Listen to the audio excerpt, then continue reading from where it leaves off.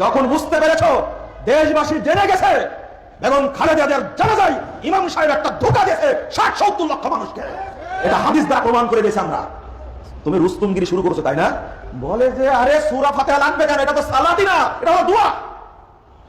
এই জন্যই তো ওযু করে না তোমরা, এতদিন বুঝতে পারি যেহেতু কি এটা কি দোয়া, দোয়ার জন্য ওযু লাগে, ওযু লাগে দোয়ার জন্য। জানাজার সালাতের মধ্যে সূরা ফাতিহা পড়া না পড়া এই মাসালাটি মূলত একটা ভুল মাসালা আলোচনা করেছে আমাদের এক ভাই, তিনি আসলে বুঝতে পারেননি। জানাজার সালাতের মধ্যে সূরা ফাতিহা পড়াটা হচ্ছে সুন্নাহ, এটা ওয়াজিব বা রুকন নয়। আলেমের মধ্যে ইখতিলাফ হয়েছে। হাম্বলি মাযহাবের এবং শাফি মাযহাবের একদল আলেম বলেছেন ওয়াজিব, আর বাকি জুমহুর উলামায়ে কেরাম বলেছেন এটা সুন্নাহ। এবং এটা সুন্নাহ যে এটা মানে আব্দুল্লাহ ইবনে আব্বাস রাদিয়াল্লাহু তাআলা আনহু তারা বক্তব্য থেকে ক্লিয়ার করে দিয়েছেন, লিতাআলামু আন্নাহা সুন্নাহ। সূরা বুখারী হাদিসের মধ্যে বলেছেন তারা যারা জানে এটা সুন্নাহ, এটা ক্লিয়ার করে দিয়েছেন। আব্দুল্লাহ ইবনে আব্বাস রাদিয়াল্লাহু তাআলা সুন্নাহ ক্লিয়ার করে দিয়েছেন যে লিতাআলামু, যাতে করে তারা তোমরা জানো যে এটা সুন্নাহ। এইজন্য আব্দুল্লাহ ইবনে আব্বাস রাদিয়াল্লাহু তাআলা আওয়াজ করে কি করেছেন, পড়েছেন এটা সুন্নাহ। শেখুল ইসলাম ইবনে তাইমিয়া রাহিমাহুল্লাহ তাআলা এটাকে অগ্রাধিকার দিয়েছেন এবং এটাই জুমহুর আহলে তাহকিকের বক্তব্য। সেটা হচ্ছে জানাজার সালাতে মানে সূরা ফাতিহা পড়াটাই হচ্ছে সুন্নাহ। এখন সুন্নাহর খেলাফ করলে, তিনি সুন্নাহর খেলাফ করলে তার সালাত বাতিল হয়ে যাবে, এই কথা বলা যায় বৈধতা নেই, সুন্নাহ অনুযায়ী হয়নি।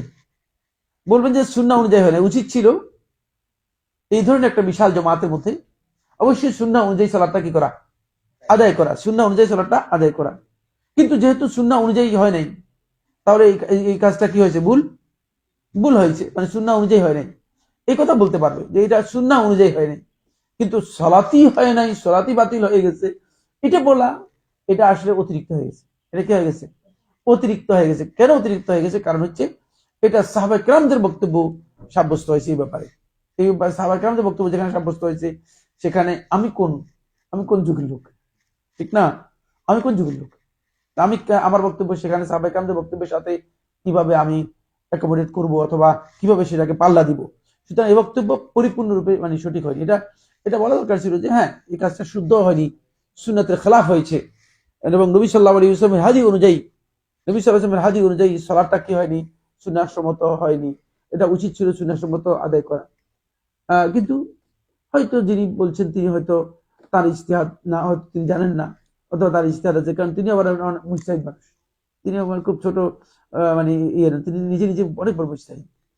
যদিও তার ইজতিহাদের মধ্যে কিছু কি আছে, ভুল মানে মহাভুল আছে।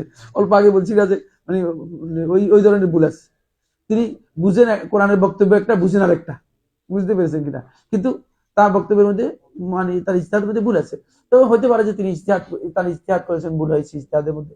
কিন্তু যখন এই ধরনের একটা পরিস্থিতি হয়, তখন উচিত হচ্ছে বললেন না, এটা কমন কোন ফিতনার কারণ হলে এই ধরনের বক্তব্য মানে না দেয়া, এই ধরনের বক্তব্য না দেয়া। কারণ আব্দুল্লাহ ইবনে মাসউদ রাদিয়াল্লাহু তাআলা বলেছেন স্পষ্ট করে যে ওয়াল ইখতিলাফু অথবা ওয়াল খিলাফু শাররুন, খিলাফটা শাররুন, ক্ষতির কারণ, ক্ষতিকর। সুতরাং ক্ষতির কারণ কোনোভাবেই হওয়া, যেখানে ক্ষতির কারণ হয়ে যাবে সেটা হওয়া উচিত নয়।